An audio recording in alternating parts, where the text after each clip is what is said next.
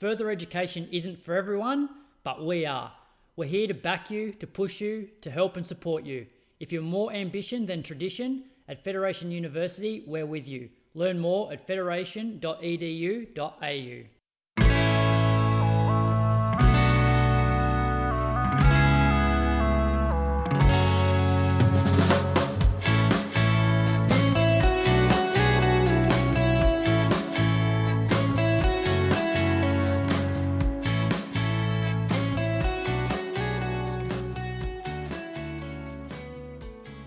With thanks to Federation University, we are back with episode 3 of the Road to Ballarat series. Tonight we're joined by one of the favourites for this year's race. But before I introduce him, a big welcome to the star of the series, Jason Rossi. How are you, Jason? And how are things down in Ballarat? Yeah, excellent. Thanks, Crokes. Didn't know which one I was going to be, the favourite or the star, but either one's great. There's been some cracking weather the last couple of days down here, really hot, which hasn't been great for my running, but enjoyable nonetheless. Yeah, mate, you're definitely the star of the show because you're the only one that's on here every single episode recapping your week. So there's a fair bit of pressure on you to stay injury-free. Yeah. Let's see how that goes. Probably a few little niggles we can talk about. And look, we're still just over 10 weeks away from the race. What's the vibe like in town? Is sort of the hype building? Yeah, big time. There's people everywhere. Like you can't drive anywhere without seeing people running. No matter what time of day, really. You're out at 5 a.m. There's people running in most streets around Ballarat. It's really good. Yeah, and I believe you have a bit of information for us just in terms of like entries left and caps on entries. Yeah, we do. So we're getting very close. It's 2,800 people have registered for the marathon. And they're not going to publicly announce the caps, but it is 3,300. So there's 500 spots basically to go for the marathon. And the half marathon is building quicker. There's 2,700 people already registered for the half, and that's capped at 3,500. So you've got 800 spots left there.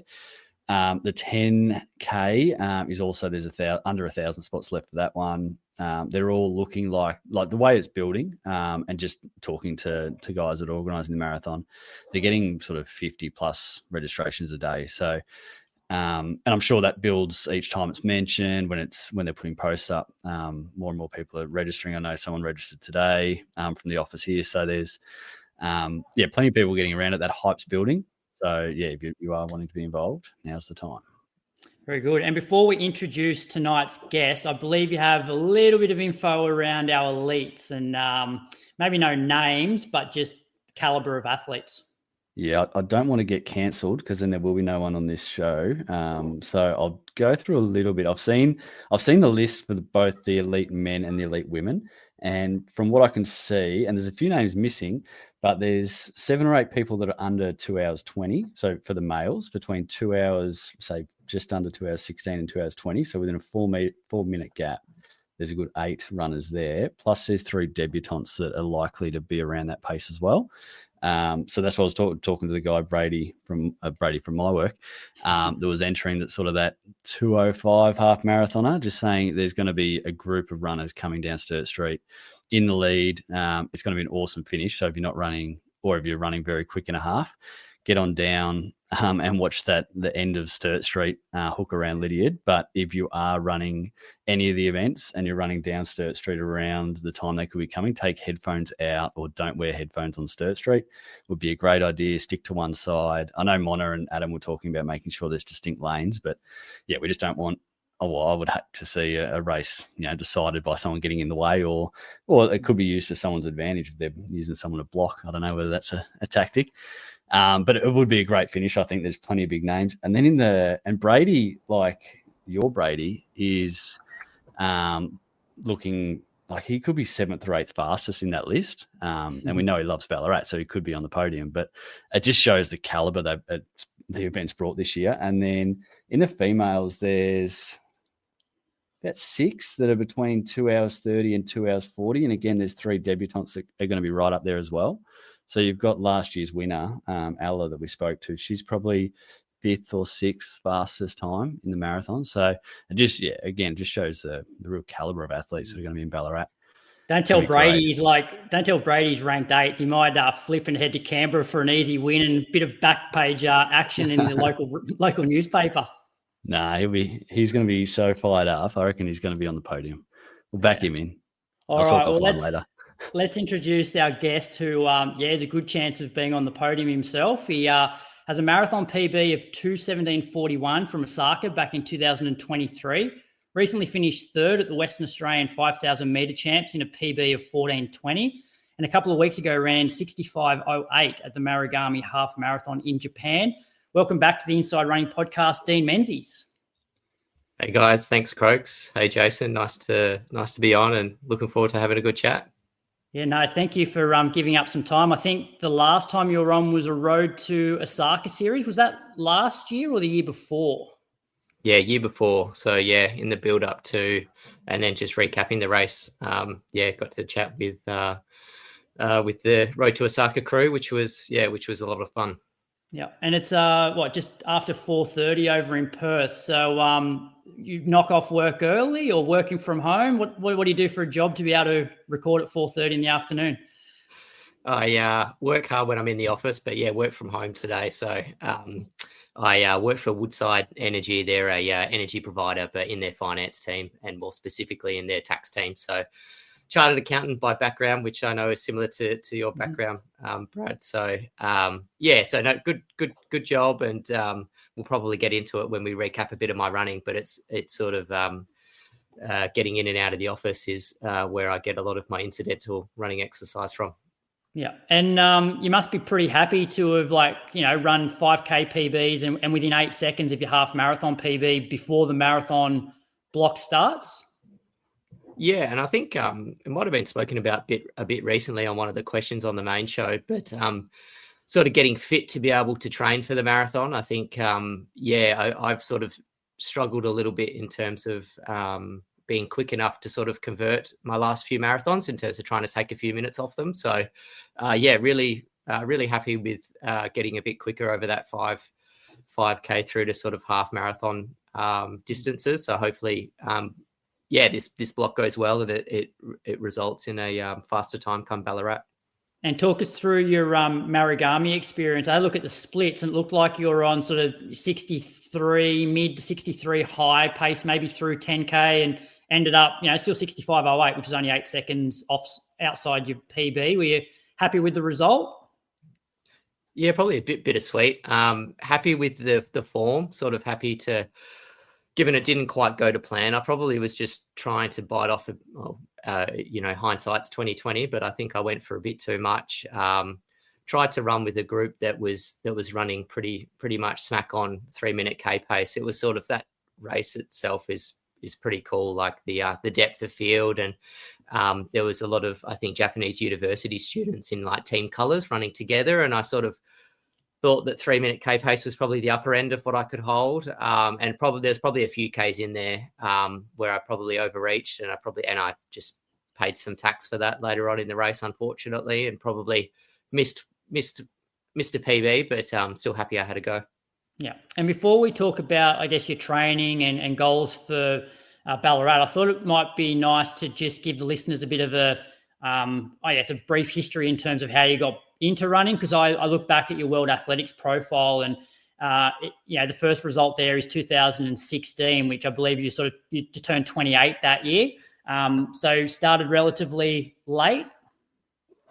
Yeah, I probably was on and off with my running as a junior. So I ran through high school. I represented WA in sort of national all schools cross country year 9 through to year 12. But I did train with a group, and I'm still mates with a lot of those guys now, but they were sort of full on into their running. I sort of viewed running as something that helped me get fitter and compete better in my team sports. And so whilst I did do the cross country, probably never really got fully into running until, around that time, sort of mid to late 20s, probably around 25 was when I ran maybe say 35 minutes for 10K, and then just training by myself got down to around that sort of just under 32 minutes for 10K, and then joined Front Runner, got a coach and got a bit more serious. And it's probably since 2019, since we had my daughter and since I sort of had a go at the marathon, that things sort of improved for me. I sort of managed to get a more running in on a weekly basis and more consistency, and as a result got fitter and fitter. And what sort of level were you playing in team sports? I take it was AFL, was it? Yeah, I played a bit of like Colts footy down at like our local sort of like waffle club. But yeah, sort of nothing beyond that. And then it was sort of when I started full-time work with one of the big four accounting firms. Things got pretty serious from a work perspective. So I sort of canned most of my team sport, and that's where I sort of found running in terms of just how time efficient it is. You sort of can maintain a fairly high level of sport, but still fit that in and around life. Yeah. And why Ballarat as opposed to another Osaka or going overseas, Hamburg, something like that? Yeah, I think I've never traveled beyond sort of Japan for a race, and over summer I trained for, so I've raced Osaka the last 2 years, and it's a bit daunting sort of going into a Perth summer knowing that you're going to do marathon training over summer. And I sort of wanted a bit of a change. So I thought I might give Murakami a go, because then that could sort of link in a bit better with sort of doing a bit more of speed work rather than just doing these sort of long solo marathon sessions. So we've got like a really good training group, particularly with some of the 1500 guys that I could sort of link in with a bit more. And so that was the motivation to sort of do Murakami. And then sort of, as you mentioned, it sort of times really well.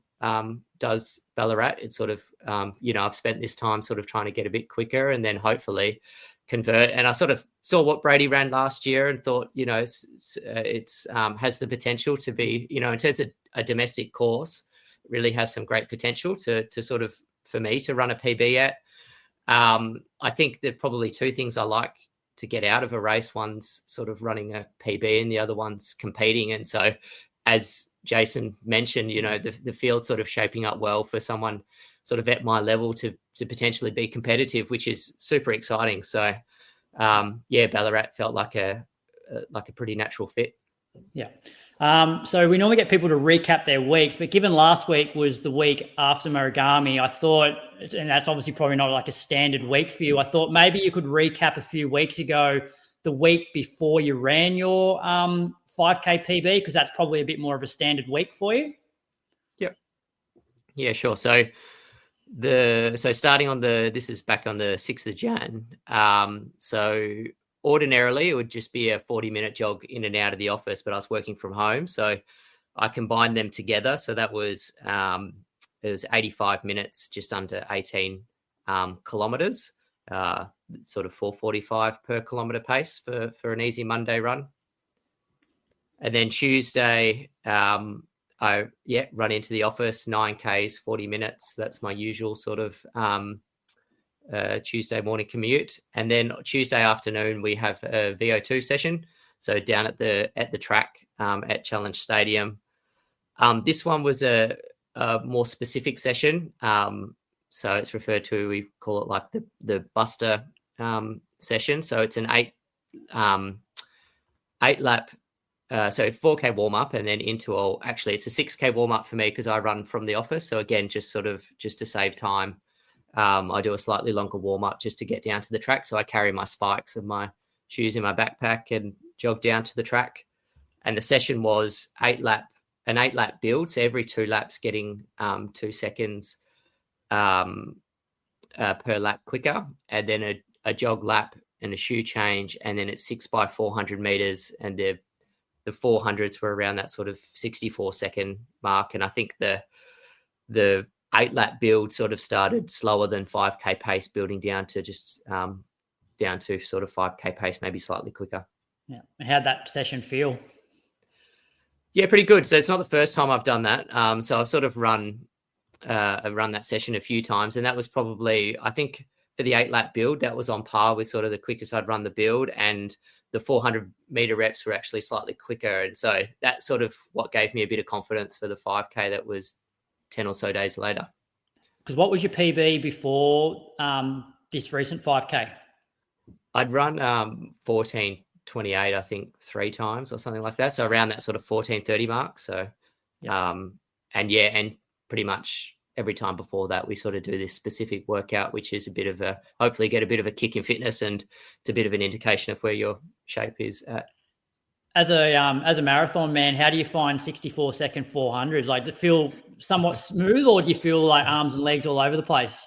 Yeah, it's not super pretty. I sort of I don't spend much time in the spikes, and my spikes are almost brand new. I will put them on sparingly if I'm going to do a track race. And even the guys that I train with, after we finish the workout, they'll do 3 by 150 meters, like pretty fast at the end. And I joined in for one of those, must have been 2 weeks before this, and just about, I think, tore my hamstring. So yeah, the 64 seconds feels fast, that's for sure. I think that sort of 3-minute K pace, that more aerobic sort of pace, is much more my scene. And with those guys, if we have a session where it's a bit more aerobic, where we can have float recoveries, I tend to push them on that, and then they vice versa, they apply a bit of pressure going the other way, which is really good. It makes the value of the training group super important. And what time's Tuesday night training? 5:30 kickoff. So I'll get there around 5:50, 6 o'clock. And then, session, probably the actual workout itself starts around 6 p.m. It's the same for Thursdays. Same here in Canberra as well. Okay, so that's Tuesday, Wednesday. So Wednesday is just another easy jog into the office. So about 9Ks, just over 40 minutes. Wednesday morning, I'm always pretty sore, so it's not, it's pretty unimpressive. And then Wednesday afternoon, it'll be somewhere around that sort of 40 minutes to 60 minutes of sort of zone 2 running. So just picking up the pace a bit on my way home. So again, sort of just incidental to my commute home, but I'll run a bit quicker. So this was 9.5 Ks in 36 minutes. So about 3:49 per K on the way home. Yeah. So it looks like you started 4:06 and then worked down. You had a 3:35 in there for the 8th K, but yeah, lots in that sort of 3:40s, I suppose. Yeah, that's right. Sort of, I tend to pay a bit of attention to my heart rate, and I suppose normally if I'm doing a longer, steadier run, I'll try to keep that heart rate between, say, 150 and 155 is sort of, for me, that's the zone to sit in. Yeah. And then Thursday, just another commute into the office, much more of the same. I obviously wasn't feeling that great based on the pace there. 5:10s for those playing at home. It's definitely not Croker pace. No, this is good. I need to see more of this. It's like you're faster than what I am, and I'm probably running 50 seconds a K faster. Yeah, maybe that's my problem.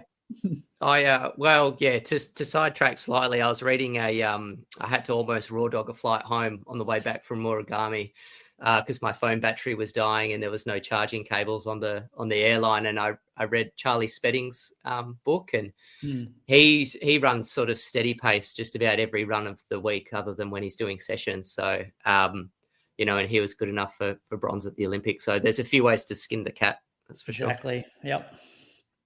Thursday afternoon, so threshold work. So this was 8 by a K.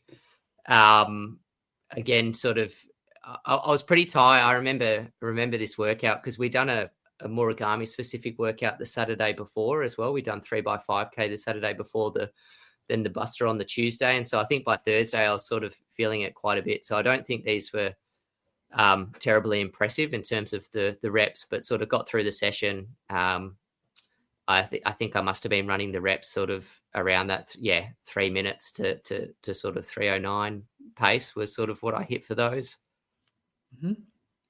And then Friday, much more of the same, commuting in and out of the office. So 9Ks in, 9Ks home, around that sort of 4:50 to 4:40 pace for my jogs. Another sort of an hour and 25 minutes of running on my Friday. And what do you carry, like backpack? Yeah, I sort of have an inventory of work pants and my work shoes and everything else. And then I'm just carrying a backpack with a polo and socks, jocks, and just in and out of the office every day. Yeah. Very good. And then Saturday. So Saturday, tempo session. So it's a 20-minute warm up, 20-minute cool down. And then it's a 40-minute workout. So this was continuous. So it's sort of 21 minutes out and then 19 minutes back. The aim is to try and get back to the start. So there's sort of a bit of a pace change on the way back. And so, yeah, a good session, and enjoyed that. Did that with Ryan and Owen. And yeah, felt pretty decent with that one. So does Raf is your coach, does he prescribe specific paces for this session? Because you did 21 minutes out in 3:27s and then back. Yeah, so basically 6K out in 21 minutes, 3:27, 6K back, 19 minutes, 3:10. So what are the instructions in terms of pacing for this? We will. So we use Training Peaks, and in Training Peaks, Raf will sort of work off either threshold, like we'll work off a threshold that he'll program in, be it heart rate or pace. So we have guidance there, and then, but then it's a bit difficult, particularly over summer. Sort of when it's so hot, you sort of need to adjust a little bit just to sort of make sure that you're not sort of overreaching. So whoever, if it's Raf or Ben Green, sort of the two primary coaches at Front Runner, they'll sort of give an instruction around like an RPE, like out of 10. So like tempo work is generally 7 out of 10, threshold sort of 8 out of 10, and then Raf will give guidance as to more specific pacing that he wants to see based on sort of how heavy we're at training, like our training load is, or where we're at in terms of fitness. But we've been doing this sort of work for so long as well, so he sort of doesn't. These sorts of sessions are sort of less important. I think when you're talking the Buster on the Tuesday, he'll be quite prescriptive as to sort of what we're trying to do, and because I think we're really trying to get dialed into a particular pace. And then for the other sort of sessions, like I'm trying to do the aggregate of work I'm trying to do in a week is going up and up, and I'm really just trying to get it done. I'm not trying to overreach. Yeah. Especially when you suppose, like where I see your training being a little bit different. Like a lot of people have traditionally done the Tuesday, Thursday, Saturday sessions, but you also do have like a bit of a steady run on the Wednesday compared to a lot of other people. And so what's the reason for that sort of 3 solidish days in a row? Yeah, I suppose it could ideally maybe be some intervals or something on a Thursday morning, and I have spoken to Raf about that. I think it's just gotten to the point where I feel like I get fitter from doing the steadier runs and that aerobic running. So it's sort of me maybe pushing the agenda a little bit to try and get it in. So I find if I spend some time running at zone 2, I feel like I get a bit fitter. So that's maybe me. That easily could be just 60 to 70 minutes as well, as an easy run on the way home. For me, I'm a little bit time poor, and I don't mind running a bit quicker either. So I feel like I probably get a bit more out of it, and it probably doesn't eat into my day as well. So there's probably a few reasons for it, and I handle it fine. Sort of, I put on a snappier shoe, and it's a commute home, so I'm already excited to be running home. So it's sort of just something that's just really fit well. This is sort of the easiest, the least invasive sort of training I can do in and around family. It's sort of the commutes are sort of incidental to getting to in and out of the office, and even the workouts, I sort of do them on the way home. So this is just another one where I can get in a bit more quality, and I seem to be able to make it, put them together. Yeah. And sorry, go on. Oh, I was just going to say, I suppose, because I know like, a few groups will run a bit quicker on a Sunday, and it's not often that we're sort of, even if it's a 2.5 hour run, we sort of don't get rolling too often on a Sunday. The quickest I'll go on a Sunday long run, unless it's a more specific workout, is about maybe 4:10, 4:15 per K, but normally it's about 4:30, 4:40 per K. Yeah. Well, which brings us, perfect segue, brings us to your Sunday run of 2 hours at 4:26s. Yeah. Which is, pretty standard long run for me. Yeah. And so that was like a week of 154, which is, pretty good mileage, week before your 5K PB. What will change in terms of your weekly training structure between like a standard week and the marathon block? Yeah. So I think, mileage will probably go up a bit. Sunday long run will be, longer as well. So whether or not I'm adding in a 30-minute run on the weekend, like Saturday or Sunday afternoon, and then 2.5 hours every Sunday, unless we're doing a very specific workout. And then that Wednesday run tends to get a bit longer as well. And maybe even Monday. Maybe Monday goes from 40 minutes to 60 minutes on the way home. So, yeah, it's probably just a bit more mileage. Don't tend to change too much. I'll still look to keep the track on a Tuesday. And then some of these workouts, some of the sessions we'll sort of start to bias towards the marathon, just get a bit longer, longer intervals at a more sustainable pace rather than anything too sharp. And do you do those marathon specific long runs every weekend or like every second weekend? And then do you do them still on a Sunday, or do you move them to a Saturday? Yeah. So probably from 7 to 2 weeks out from a marathon, because I'll often do my last sort of very specific workout 2 weeks before a marathon, every second weekend. So every second weekend we'll have something very meaty in there. So it could be something like a 3-hour steady run at around, say, 345, 350 per K for 3 hours. And then it could be something like 90 minutes steady into 4 by 15 minutes at marathon pace with a 5-minute float. Or something more very specific, which is normally, say, 2 weeks out from the marathon. It's sort of time at marathon pace with a 1K float. So 4 by 6K at marathon pace with a 1K float. They're the sort of sessions we do. And they sort of, as we get closer and closer to the race, the time at marathon pace increases. So you get more dialed into marathon pace. And it's a good opportunity to sort of start to feel what the second part of the marathon might feel like, practice your race nutrition. Really get dialed into the race. Yeah. Any questions for him, Jace? It was good to hear that you did run a 5-minute 10 pace. That was relatable for me. That's about the thing of the week. That's probably the everyman run. I like to rotate shoes and do it a lot between some good and some bad, cheap and expensive. How many shoes would you roll with, like, in a weekly rotation? And which ones are they? Like, do you stick to a brand, stick to a certain type? Yeah, so I've got a bit of a mix. So the New Balance super shoe, I've forgotten its name, but that's my favorite. Super Comp Elite. Yeah, Super Comp Elite. Yep. So that's my steady shoe. At the minute, I got a pair. It was actually from the running company. My wife got me a pair for Christmas of the Super Blast. So I didn't realize how amazing they are until I put them on. And so been rolling in them.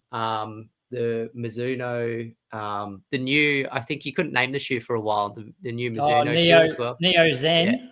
Yeah, so Neo Zen, I just got some of them for my birthday. So Neo Zen and Super Blast are my jogging shoes at the minute. Not that I haven't rolled through a heap of others, but anything that's sort of got that comfortable foam in it that's maybe a little bit higher stack, I just find I'm often feeling a bit sore, and putting those shoes on makes it a bit easier to get out the door. And then for a racing flat, often it's the Vaporfly 3 is probably what I'll train in a lot. I still probably, if I'm racing, I like the Alphafly 1. So I've sort of, raced in those the last few races that I've done. You still got people got these Alphafly 1s. Like, I hear people talk about them. You just use them sparingly. So, like, so how many Ks have your Alpha 1s done? Oh, I may have. So for Murakami, I bought a pair off of a reseller because I was that desperate to get my hands on a pair. So don't want to mention, in case my wife listens back to the podcast, what I paid, but yeah, I really don't mention any shoe prices of anything. They all cost about $100 to $150 for these. So that'll exactly. That'll be your Ballarat race shoe. I think so. The some of the guys at Mizuno actually just sent me 3 of their prototypes for their new racing shoes to try and test for them, to give them some feedback on. They've got 3 different versions of racing shoes. I probably need to be careful what I can and can't say, but I want to. I'm going to give them a real go, because I noticed some of the specs they're getting lighter and lighter. So that's probably the only thing in the Alpha Fly is that it feels really nice on, and I love the shoe, but it is a bit heavier. So if I can find something I like that is a bit lighter, then that's probably what would motivate me to move away. Yeah. And did you have to head off for training, or are you happy to hang around? No, yeah.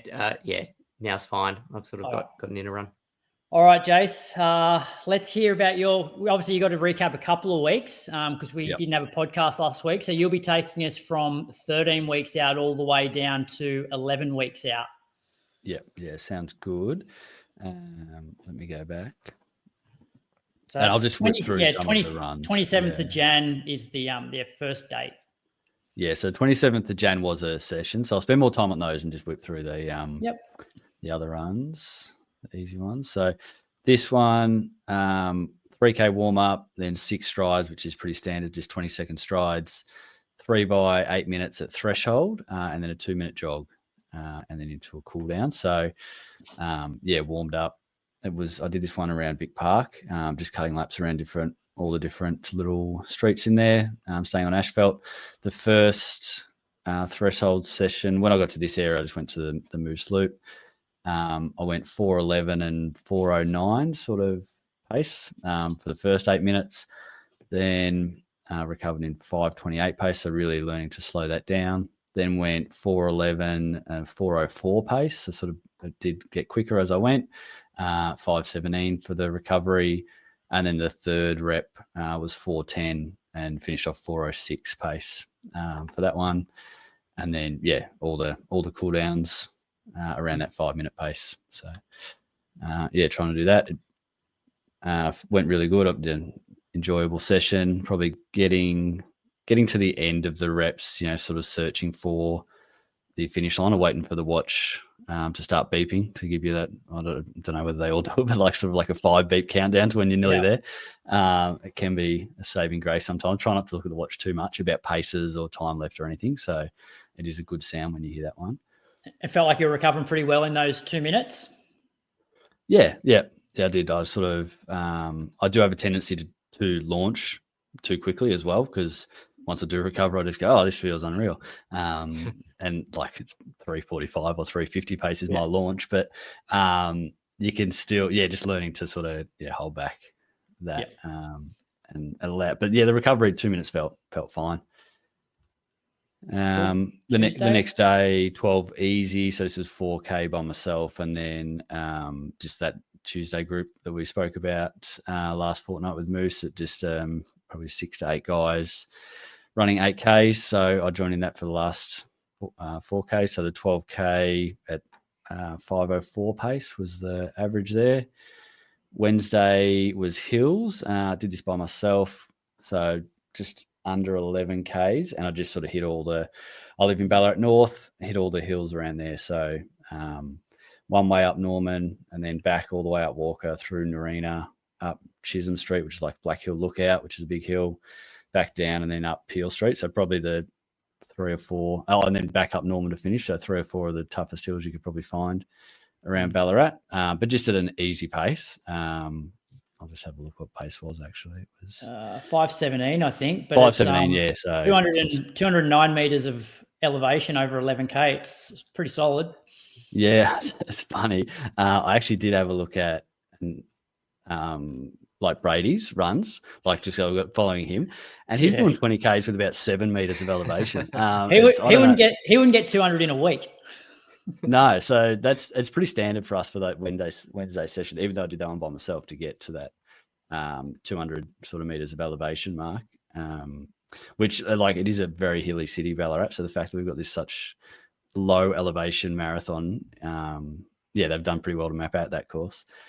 The next day was a Thursday session. This was 6 by 3 minutes, I reckon. So 6 by 3 minutes at 10K pace and a 2-minute marathon effort float. And these, so pace isn't like it's effort that, Chris Armstrong wants me to go at. So just to really feel it out. Again, eased into it with a few Ks, just at an easy pace, did the strides, and then went for the 10K effort. So I went 4:06, 4:08, 4:09, 4:13, 4:05, and 4:08. And then the marathon sort of floats were 4:33, 4:31, 4:38, 4:30, 4:28, 4:38. And then the recovery is all around that 5-minute sort of mark, probably a little bit quick. I'm just looking at that now for that one. But again, like any session I really enjoy. It's sort of something a bit different and probably a novelty factor of it. That was a good morning. one, It's what 13.7K, which I guess would include warm up and cool down, 4:49s.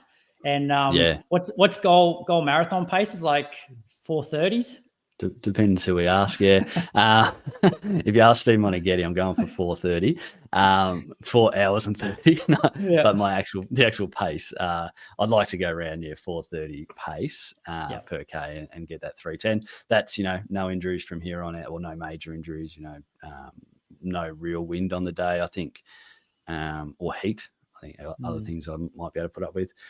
And just a big challenge for Chris Armstrong to go from train someone to go from 3:28 to 3:10. So he might get a lot of people at his door if I do go close. But I might just be made to be able to go 3 hours 20 or 3 hours 25. Who knows? But my top goal is to try and get to 3:10. Yeah. We're going to say something. What do you think? You're going to say something? Yeah, I just was curious to pick Jason's brain a little bit around, because I only ever have heard from Moose around the weather in Ballarat. But what are the chances of it being warm or windy? It sounds more like wind is perhaps the bigger factor, but it won't be warm. And not like April's a really good time of year in Ballarat. And it does have it's very similar to Crokes, like Canberra. My dad lived in Canberra for a bit and living in Ballarat. It's the climate's basically the same. Like when it's cold there, it's cold here, but you do get those 4 seasons. So April's a good time. It is hot now. It was 20 overnight, like last night. So it gets hot, but then it'll drop off. It is the wind that'll pick up, and that could be a day by day thing. So you might get a cold day. I don't think the time of day or time of year, it won't rain too much. I better not. I'll touch wood. These are no promises to this. I think the wind is probably the main factor that could happen. And then the course is pretty sheltered though as well. So when I did a long run a couple of weeks ago, it might be in this sort of reflection, there was a bit of wind, but you don't really feel it apart from certain parts of the track. And even then you can probably hide from it a little bit. There's a few open areas, but I think Brady mentioned, you've got the botanical gardens on one side of the lake. It's all sheltered around trees and that, but it does tend to whip across the lake, so you can get it for probably a K or two. You just don't want it running, which way would it be? Westerly, sorry, so coming from the west. You don't want it smashing you in the face going up Sturt Street as you're going up the hill. That would be the worst case scenario. But it does change around. We had perfect weather last year. We'll just hope that that's going to happen every year. Fingers crossed. But that's what Mona said as well. If it was a terrible day, 3 hours 30 might be equivalent to what I can do, and it'd be sort of percentage of the field that you're better than, I suppose. Yeah, from my point of view. Yeah. All right, Friday, bit of podcast promotion on this run. Yeah, letting people know that the podcast is on Spotify, so get around it. And I've got some more artwork to go up after this one goes out, actually. Someone's done a nice bit of Photoshop, so I'll get that up tomorrow. No, it won't run till Saturday. So Friday was just 8Ks easy with the group, so 454 pace. Just a nice easy one. Into the Saturday long run, went with Damo and Coxie, never done a long run with them. Two sort of older guys that I do the Wednesday runs with. That was, I think we did 24K together. So the first 24, we went up from the central Ballarat sort of area right up to the uni. So fed uni out at Mount Helen, and then we did a loop and turned around and went back through Canadian. It ended up being 20. I had to do 2.5 hours. So that's why they only had 24 Ks. So I kept running. I finished off the last 4 Ks fairly quickly. So really stepped it up for that little bit. It's I took 3 gels on that one, and they were questioning where was my water. So they one had the vest, full vest with the bottles, and then another one had Coxie then had the bottles on his belt. So that's probably something I'm looking at, and I don't know what you train with or what you get around with to make sure you're getting liquids in, whether it's just taps along the way. But I just had 3 gels, and that sort of did me for that one. But after an amazing first year, the Ballarat Marathon returns for its second run with Federation University as a proud partner. Are you feeling the adrenaline and inspired by the challenge? Why not take it to the next level? Our Bachelor of Exercise and Sports Science will have you on the front lines, working with the experts at the next marathon, guiding runners to the finish line or supporting athletes off the track. Your career in sports science starts here.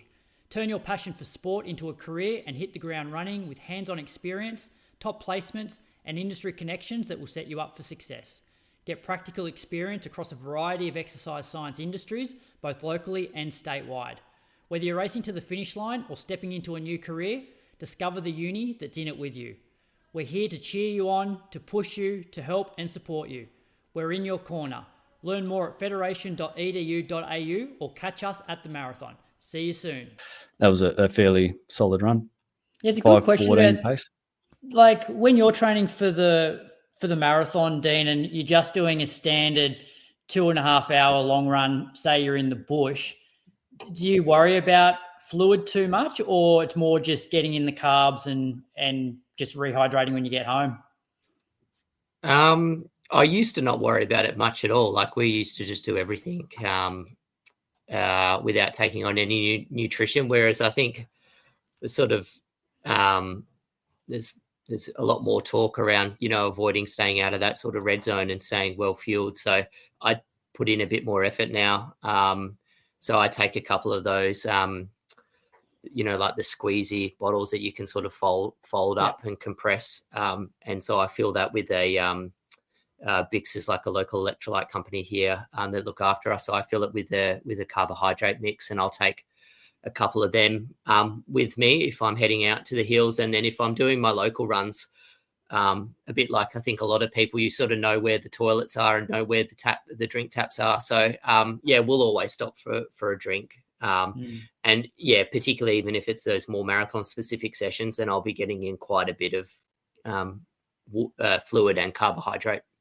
Yeah. I still reckon I'm terrible at like drinking on the runs. Like I've definitely got better at going, okay, I need to have carbs like while I'm doing these long runs, but I'll often go 2.5 hours and not have a drink. Like obviously if it's 30 degrees, then you are going to stop, but just, a normal sort of day where it's 20 degrees, 15 degrees, I often go 2.5 hours without anything. Jace, what's your plan race day? You have people out in the course handing out drinks? Yeah, I don't know how reliable my mates are. I think I've got some coming to watch, but they could also ruin my race.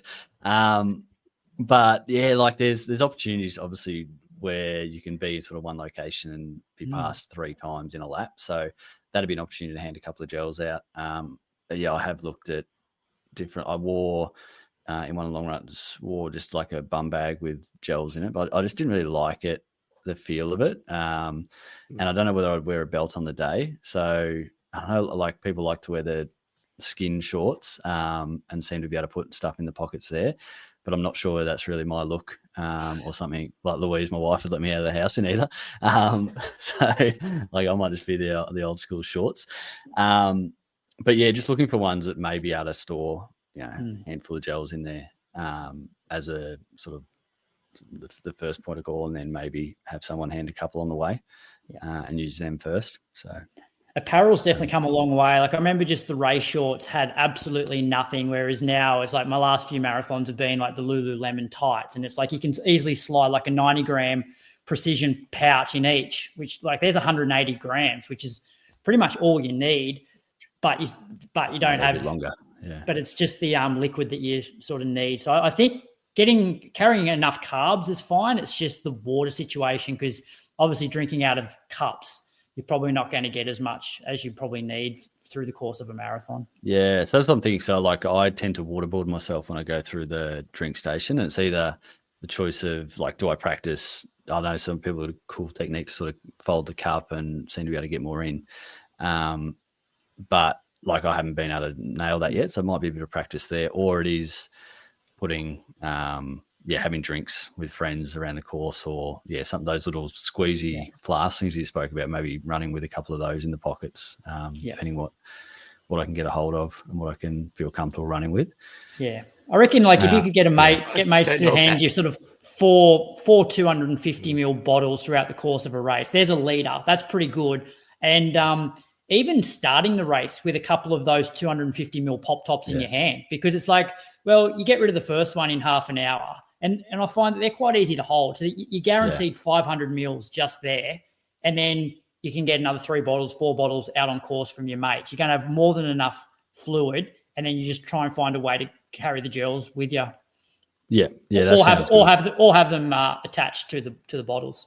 But the risky thing, if your mates aren't reliable and you've got your gels attached to the bottles, you miss out on the fluid and you miss out on the carbs. No, they are probably pretty good, but it's just making sure you spot them, I suppose, too, and where on the course you are, that sort of thing, and making sure you're locked in. I did go down to Runners Warehouse, the sponsor the marathon in Ballarat, and make sure I got the fixed nutrition as well. So I've got a heap of those gels, bought them off them, bought the electrolyte mix as well. Just so I'm using that same pace. It's going to the same product that's going to be there on the day. So they'll have that at all the tables, which I like. Again, you probably can't rely on that for the second lap or anything, but I think through the first lap, there's going to be a heap of gels out there to potentially pick up there as well. And that might be something you start with a couple and you can replenish them on the first lap and get you through. The other thing that Runners Warehouse is doing, you can actually pick up your bib there as well, because obviously the bib collection's in Ballarat in the lead up for the couple of days, but there's different locations. Well, definitely Melbourne is in Richmond. Runners Warehouse, we've got a place there.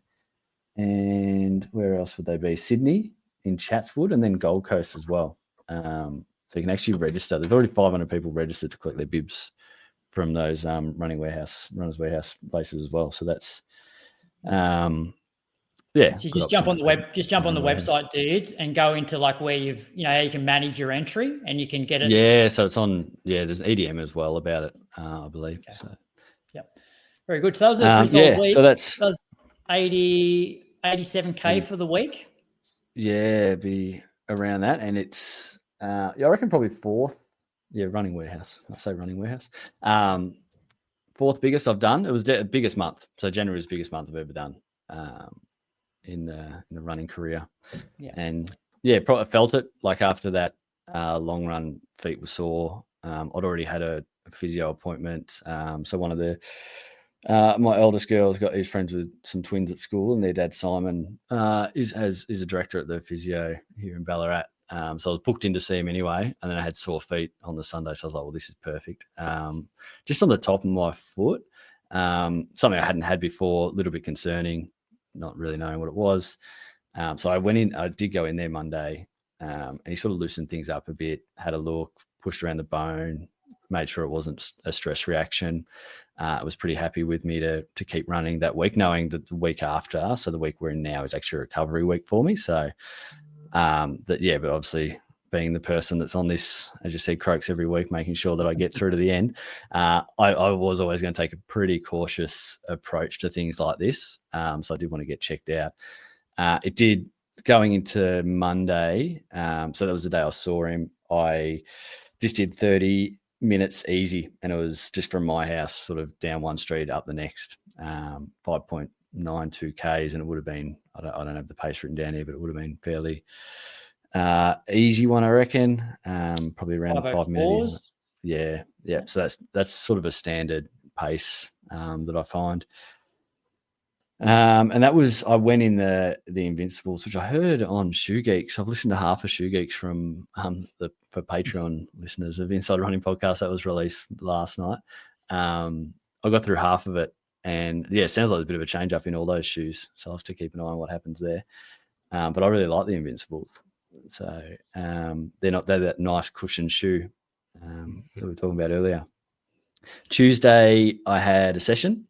So this one was, again, 3K warm-up, 6 strides, and then 7 1K efforts with 70 seconds standing recovery in between. And the efforts were to be a 10K effort, apart from the 4th and 6th rep, which were at 5K effort. So a little bit of mental work there and changing gears, I guess, and really trying to feel it out again. With all the runs, it's just going on effort, and that's what it's based on. So the first 3 I nailed. I went 4:12, 4:13, and 4:13. Then I went 3:57 for the 5K effort. Then back to 4:11 for the 10K effort. Then 3:56 for the 5K effort, and then 4:07 for the final 10K. So, not too bad though. I think the paces are good. Like I don't run. I've just gone under 20 minutes. So those 2 5K efforts being both under 4 minutes is probably a bit quick than what I am. But held up really well. Did those quicker 1Ks, like, did you start to feel like you're getting lactic at all, or still felt fairly comfortable? No, fairly comfortable. I didn't really feel too bad. The second one I did run with this guy, Dave Ellis, who he used to run with us like the start of last year, and he's been injured for about 9 months. So he's just doing a bit of running, walking, but he's got some genuine pace, like just that, like if he was fit, he could run quick. So he did that one with me, the second one. But yeah, it didn't really feel like I was searching for the end. It's probably more that I start, like if you see the last and the third last ones, so the 2 10K efforts, they're quicker than the first 3 10K efforts. So it's again that I just get in that, I don't know, mindset of going too fast. And that could be at the start where those extra few seconds are, even though it's only a few seconds.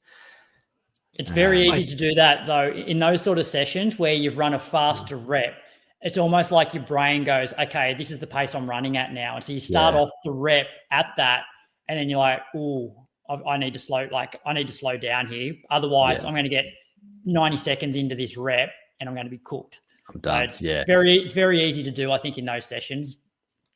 Yeah. Are you, I can see your splits are all really even. Are you using heart rate at all as a guide as well? Or are you just running? Because I see your heart rates on Strava. Yeah. I've been wearing the heart rate strap. It's an old one. It's still one of the ones that goes around the chest. I see everyone has the arm ones now. But I do use it because my watch is way off without it. So I've been using that since Chris has been coaching me, just to give, I guess, him the data as well.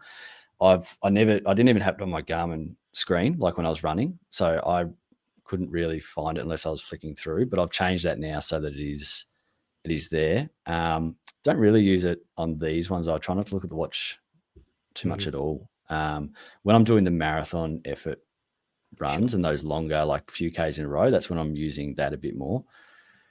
And actually the easy runs, that's where I was going too quick. So it was I've sort of brought in to use that. And that's where Chris has sort of said, try and be 135 to 145 range. I was going to mention that. Keeping that. Yeah. Good way to, check yourself. Because if you feel really good, but your heart rate's telling you a different story, then that's good feedback. Yeah. So these are all the benefits, I think, of having a coach. Like I just went right off the marathon plan last year, obviously worked well, got through it, and got it done. But they're just the little bits and pieces you get that I think the nutrition's been really good for me. This heart rate stuff's been good. Maybe some of the carb loading that I'll talk about soon. And even like getting niggles and having someone else go, no, don't run. Like, or it should be go see someone where you might go, what? Like another run won't hurt if it's just you. So a bit of accountability is always good. Runners are the worst at making good judgment calls when it comes to niggles. You definitely need somebody to tell you to sit on the couch and not run. Yeah, and I'm pretty open, honest about most, like in most areas of life. So with this, I'm definitely telling Chris everything because obviously for me, it could be a bad run if I get things wrong or I get a niggle and it's, it could impact. But I think he's got a lot that he can gain out of showing what he can do with an athlete as well. So if he has someone that does the wrong thing themselves or isn't telling him all the information, I think that's probably a bit unfair. Yeah, agreed. Wednesday, a bit of another hilly run. Yeah, Wednesday hills with so Campbell joined this one with Damo and Coxie as well. This was sort of up near, I was talking about in Ballarat North, called the Crucifix, so big long hill all the way up, but there's a crossroad as well, sort of halfway up that has inclines on both sides. So it's you're doing a crucifix pattern sort of thing, but you go up, turn right, go back, go up to the top, back down, sort of halfway, you go down the other street, back and down, and just repeats of that. So normally we'll do a run, an easy run to get there. Then it's just we're doing repeats. We'll meet back here at 6:40, whatever it is, and then go your own pace. I try to keep up with Campbell. I'll probably let him go a little bit, but he is a sub-3 marathon guy, so he's a bit quicker. And this was the run where my foot was just every time going downhill. Uphill was fine. Downhill was just like slamming it. And I'm like, I'm in trouble here. Should have stopped, didn't. Kept going. So it ended up being 14.25 Ks, 5:16 average pace. Again, that elevation of 197. Heart rate was 138. So I didn't take it too hard. But the foot was really sore. And this is where I was like, oh, maybe it is a stress fracture. A little bit concerned. Booked in with a podiatrist who I've since seen, and it did calm down a bit throughout the week. But after this one, as I said, I told Chris, I said, like, this felt terrible, foot really hurt. So he said, get off it, scrap tomorrow's run, go on an elliptical or a bike at the uni gym, just do 45 minutes on that, or 30 to 45 minutes. So with the option, I did 45 minutes on the elliptical the next day. It was, a horrendous machine. I'm not good at it. If there's CCTV footage of me doing it, it's probably should end up on YouTube.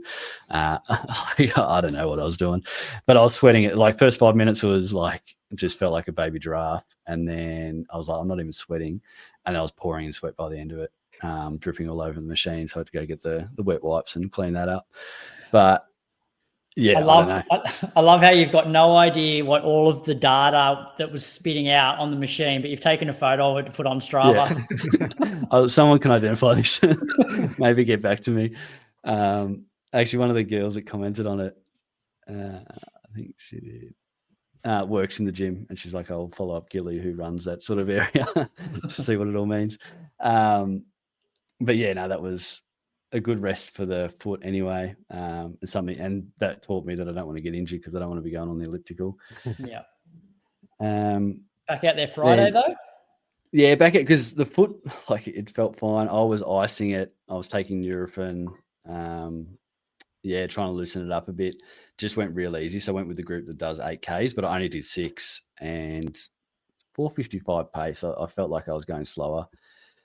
Foot felt good the whole way. So confidence was sky high again. I did go to Melbourne for work that day as well. And I was doing a carb load. So Chris has put in throughout the plan, I can see that there's where I did a 2x5 kilometers at Marathon Effort the other week. This one was a 3x5.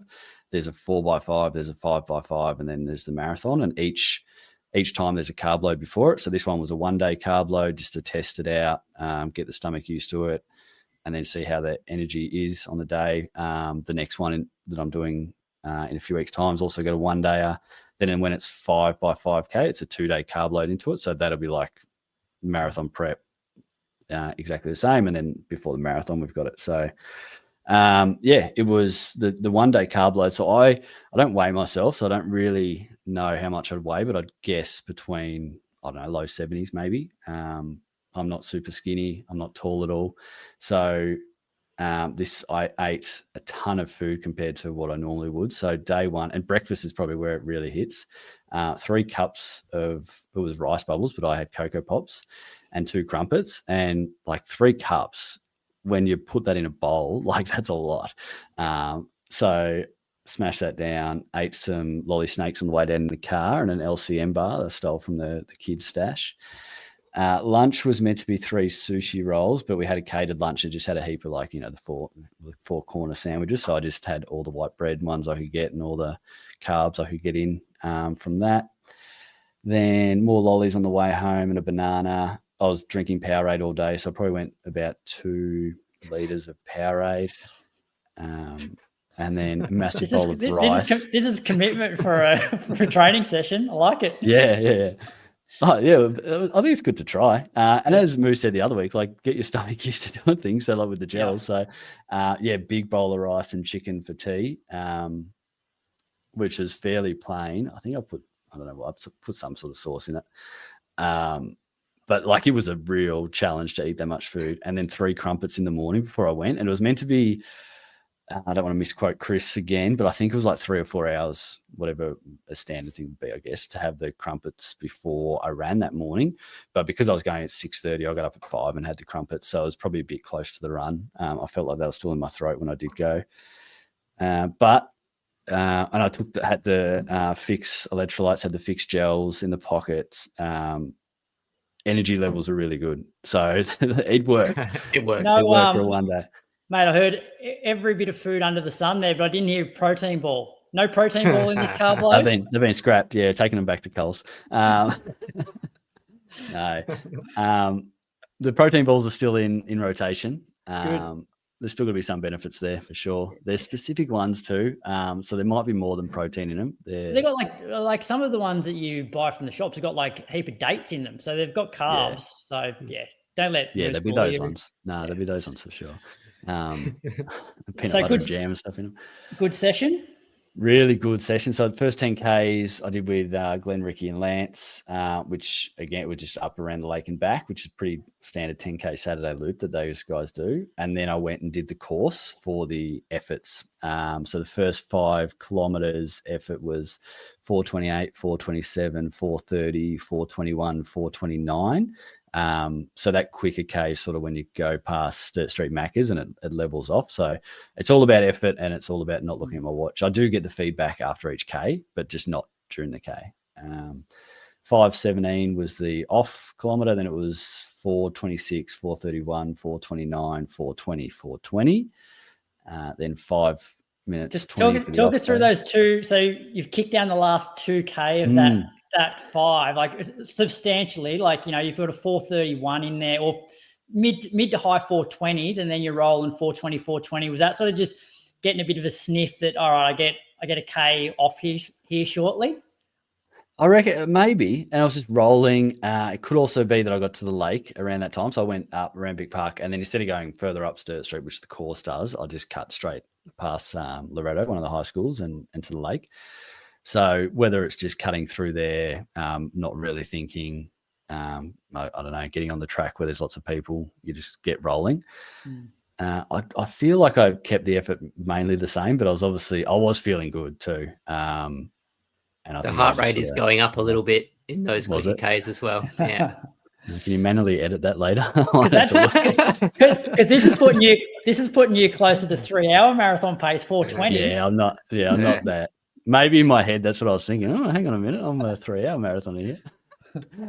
Maybe one day. That's the end goal. But I did start off the next one at 4:18 pace as well. Then went 4:36, 4:26, 4:30, and then 4:40. So that was a bit of a roller coaster. Doing I suppose it was the last part of the lake down Sturt, and then I went up Lydiard as well, which is, you wouldn't do that in the actual race. That 4:40K, was that you actually hurting, or was that you just maintaining marathon effort? Because like I see a lot of people when they do their marathon specific sessions, they try and hit like specific paces regardless of what the terrain or even what the weather's like. And so they go from running marathon effort to more like half marathon effort because they're trying to run marathon pace up a hill or into a headwind. Was that 4:40 was pretty controlled? Because it did have 16 meters, I think, of elevation. Yeah, it was that. It was, if I had pushed to go faster, it would have been more than a marathon effort. Yeah. And it would have been a pickup of speed to be at low, or pickup of effort. So to be able to keep going at sort of that 4:30 pace. So it was I think I still went maybe 5:15s for the cool down. And I would like it did take it out of me. Like that, by the end of it, I was ready to stop and have a drink. But it was more controlled, that last one. Yeah. Yeah. No, it's a good morning. 30K, 4:44 average. How did the foot pull up? Yeah, pretty good. There's a bit like, it's just moving around my foot. So I still did go to the podiatrist yesterday, and the top of the foot's really died off and feeling pretty good. And that was sort of coming down the side. So it's the tendons that are sort of on the inside of your shin, going down the front of your foot and then go down the middle of the. Probably for like a podcast, that's probably really poor explaining, but that's where it runs. That's sort of been all right. I've had a little bit of plantar pain along the way, and that's when I was seeing Simon, the physio, originally that's sort of what I was like, oh, there's a little bit of planning here. It's not really doesn't hurt when I run, just when I get up in the morning. But when I did get the podiatrist, I'm getting pain sort of at the back of my foot now. And I was just thinking that was still the planner, but the planner doesn't go that far. So talking to him, I'm going to get an ultrasound on Monday. So that's in a few days' time. And he thinks it's that insertional Achilles sort of injury, but he wants an ultrasound to make sure that's right. And only the best athletes get that injury. That's right, yeah. And I think we all, like especially males, probably think we're 18 forever. I know, or maybe not even 18. And then you get identified. Oh, you've got the same injury as Bradley Croker, and you go, oh, right, yeah, I am getting old. Yeah, it's very true. Nice. No, so I'm nearly a 40-year-old man, so it's probably a. So is this week?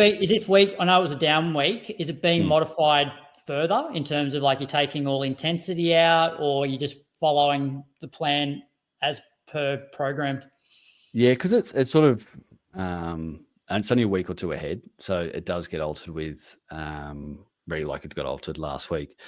This one's pretty much as planned. I did it, and the foot's been feeling fine while running and everything like that. And there's been like from physio and podiatrists, they're sort of like just keep doing what you're doing, nothing too major. And then we're going to sit down once we get the ultrasound back. We'll sit down and look at what we can do to make it better, and whether that's shockwave or something else to get it right. But I went too hard on Wednesday because it was just meant to be an easy hills run, and I probably went too far. So I went like 14 k's again instead of Chris had it prescribed as 10. And then he did put a message in there and just said sort of remember what this week's about. Maybe back off a little bit. And then I had a session this morning, which was like at a half marathon effort, but as I said, it was 20 degrees here. So that half marathon effort, if you look at the Strava, it's marathon effort from this long run. So it's that 4:30 pace. And that could have even been too fast because it was the end of this morning's was like a 2-minute jog, and I walked. So you still got through 70k last week, and you've run, you're still running this week, so that's a good sign. Let's hope the ultrasound doesn't show anything too bad. We'll ignore it if it does. It's interesting seeing seeing different approaches to marathon training and marathon blocks. So this, I guess, is essentially, Jason, that was like your second sort of marathon specific long run. You had the 2x5k 3 weeks earlier, and then you've got the 3x5k now, whereas like Dean hasn't done one marathon specific session yet. When would you start? You said, Dean, from like 7 weeks out, like between 7 and 2 weeks out? Yeah, I think so. So ordinarily I'll sort of build up my training load.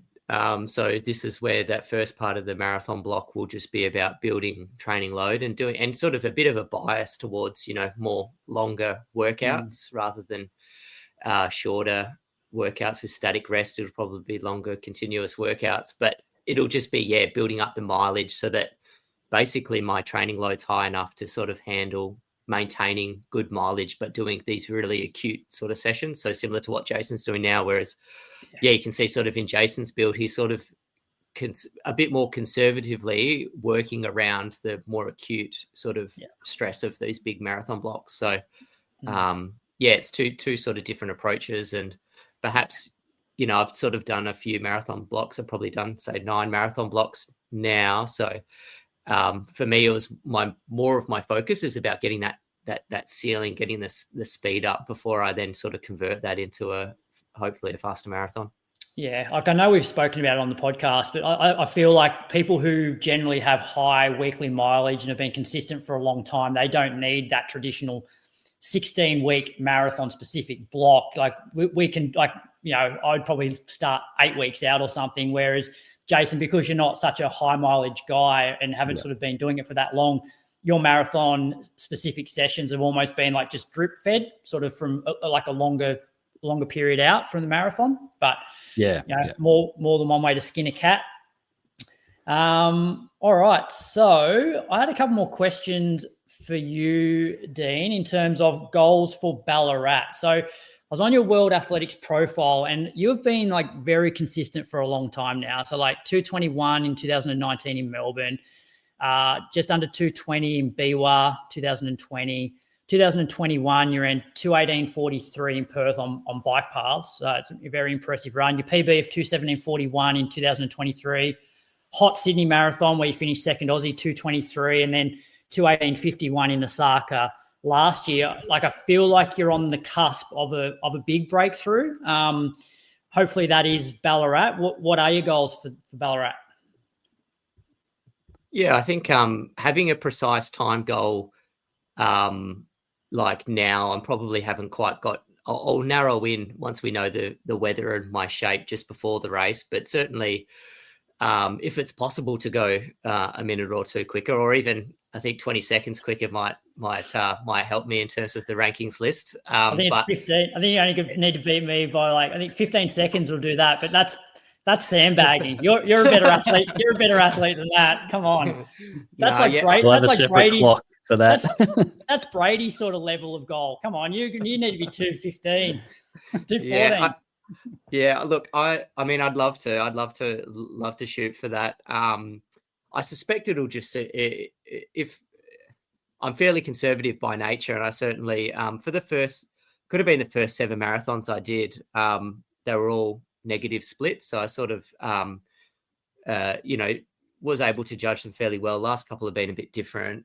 So at some point I probably need to really have a go and see what the ceiling is. So whether or not Ballarat's shaping up to be that, or I do have an eye to running Valencia later in the year. So that would be probably the opportunity where if I'm going to have a go at, taking a few minutes off my time, it'll be there. Yeah. And question for both of you. We'll start with you, Jace. Have you decided on races in the lead-in? Are you going to do any races? No, so that was the Geelong half I was looking at. Spoke about it with Chris, and probably decided that, just again being conservative, that we can get the same sort of result, the same practice in with these carb loads, with running the course I'm running in a controlled state, rather than risking going down to Geelong, probably a little bit close to the race, and also the temptation there just to get caught in a crowd and go probably a bit quicker. Like if it's a half marathon and I'm trying to do my marathon pace, just potentially, like I did in the training, even getting carried away or going too hard and just having a adverse effect. So I'll just stick to training. And then the marathon is the goal. Yeah. And what about you, Dean? Any races between now and Ballarat? I think I'll probably do the bridge. So it's called the Bridges 10K Fun Run here in Perth. It's our state road champs. That's at the start of April. And then in mid-April, Perth's hosting the track and field champs, national track and field champs. So I would love to. So if you finish in the top 3 in a state championships, that allows you to compete at nationals. So that would mean that I'd, with the 5K, I'd be able to compete. I'm just not quite sure. Like, we often are doing our final sort of marathon specific session that same weekend that the 5K is. So it's whether or not maybe I do that 3 weeks out and then look to do a 5K. And then the issue, I suppose, is you're not really focusing on a 5K. I know if I'm quite fit, you feel like you can run a PB over any distance. So I'd like to be able to do that, but whether or not it is sensible is probably just I'll chat to Raf and see how training goes and see if we think it makes sense. Yeah, you don't see it that often, people sort of racing short distances in that real specific marathon block, or even in the taper. But I know I looked up some of Rob De Castella's old results. I found this website. It's like Association of Road Racing Statisticians, and it has a lot of his major road races, and actually has the prize money that that he got for each of these races. And it was amazing seeing him run a 10K a couple of weeks before winning Boston or something like that. So he ran a 10K fun run in Canberra, then goes over and wins Boston. You just don't see that often these days. So maybe you're the modern day Dean. Well, we'll see if it works. Then hopefully it starts trending. But I'm a bit. I struggle a bit to I generally don't race that often, and there's some benefits to get out of racing a bit more frequently. So maybe if this works, then this could be the new thing. Yeah, Dean Costella, is that what it's going to be? Dean Costella, yeah. I'll take it. Good. Well, I reckon that's a pretty good place to end it. Is there anything else you think we need to discuss? You missed anything? I think so. I think we're good. Down week. Got a couple of weeks to go. Going to do on Saturday. There's a girl that's been doing it for a week now. 18-year-old Delaney Troon. She's doing 21 days, 21 Ks every day, just around the lake, 3 and a bit times, raising funds for men's mental health. So I'm going to go with her on Saturday, and it's that recovery week, so it's a real good pace. I think she'll be sort of 5:45, 6-minute pace. So that'll be a good one, and probably just keep me at a nice recovery pace too. So that's my plans. Yep. And Dean, what do you got for the rest of this week? I guess you'll start to get the long run back up there this weekend. Yeah, that's right. Yeah, 2.5 hours Sunday. I think we got 5 by 2K on Saturday. So just start to build the mileage and lay that foundation before it gets into the marathon specific stuff, probably in about 3 or 4 weeks' time. Yeah. And have you booked your accommodation for Ballarat? Because I know Brady was in our group chat yesterday basically saying that everything was booked out. So, well, firstly, when do you come over, and have you booked accommodation? But no, I fly over on the Friday. We are talking about whether or not we bring the 3 amigos with us, or whether or not my wife and I have a weekend away to ourselves. But yeah, I have booked accommodation, because I think that even when I looked, which was a little while ago, there wasn't much left. So I suspect some people in like neighbouring towns might be the place to go, given how popular it is. Yeah. Yeah, there's staff for the event, or probably contractors staying in Dalesford, which is, 25, 30 minutes. There's Creswick getting booked out as well. I'm looking at just putting some air mattresses in the lounge room and renting out some space. I'll tell you what, when Ballarat becomes the next World Marathon major, they're going to have to build some more hotels, have a race hotel. Yeah, they do. Yeah, I think we need a few down that main strip. I reckon I'm not in this world, so you might be across at Crokes, but the cross country national champs, are they coming here as well? Well, yeah, it's interesting because I know Ballarat had like a long-term arrangement with the road cycling championships. They were always there, and then they've obviously moved over to WA now, Perth. Yeah. And I think I don't know how many years, but 3, National Cross is going to be there for the next 3 years. So. Yes, it's really So the cycling used to go around Fed Uni, so it was actually up in Buninyong, and then would cut through our campus here. And it probably worked really well for the marathon that moved on the same time as they moved in. It just worked perfectly. Then, especially for like government agencies and things like that, with looking for events or looking for tourism. We've still got things to do. So running Mecca now was the cycling Mecca. Now it's the running Mecca. I always love, and I know the Ballarat Marathon did it last year, I'm pretty sure, where they had like the trophies were like gold pans. Because I think they did the same with this national cycling champs. You'd see them up there, and they'd have like this gold sort of gold pan, which is pretty cool. Like, I guess for the gold history. Yeah, I'm sure some people just think that Ballarat is Sovereign Hill, like there's just horse and carts going up the street.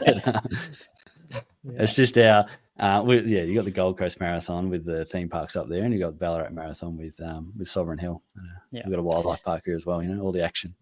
Very good. Well, thank you guys, and I must say a massive, huge thanks, because our listeners won't have known, but we actually recorded this last night, but had some technical difficulties, given that I'm such an old guy and using a new recording system. We didn't record, so you guys have given up another 80 minutes tonight away from your families. So huge thank you and apologies for last night. I definitely owe you two boys a beer, and probably owe you and your families a dinner out or something as well. So thank you.